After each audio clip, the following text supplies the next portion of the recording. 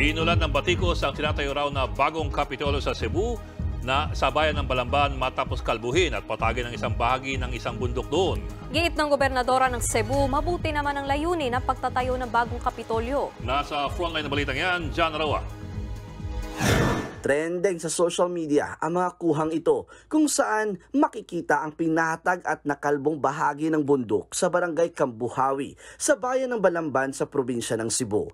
Makikita rin dito ang ginagawang kalsada sa pababang bahagi ng bundok. Sa lugar daw na yan, itatayo ang bagong provincial capital ng Cebu. Marami namang netizens ang napataas ang kilay. Sabi ng isang netizen, ang sakit daw sa mata ng ginagawang konstruksyon sa bundok.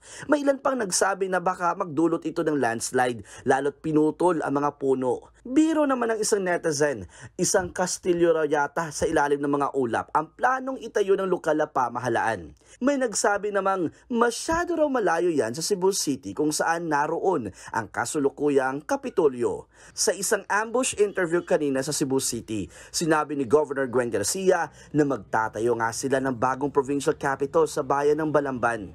Ang atong gipangita nga site will be in Balamban. Kana diha nga area, mao na ang atong gitanaw nga nindot nga area. Layon daw nitong ma-decongest o mabawasan ang bigat ng trapiko sa lungsod ng Cebu at para na rin daw mas mapaunlad pa ang ibang bahagi ng probinsya. Tanan nga mga, I would say, progressive and in fact mga first world nga countries, ang ilang seat of government is outside the capital. Okay? Para po matagaan ang lain nga lugar o chance to develop.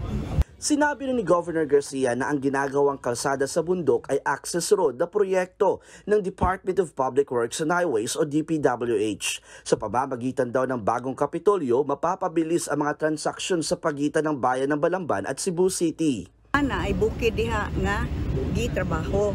Okay? As of now, dili pa na province of Cebu. In fact, we are still acquiring the lots, ang mga yuta.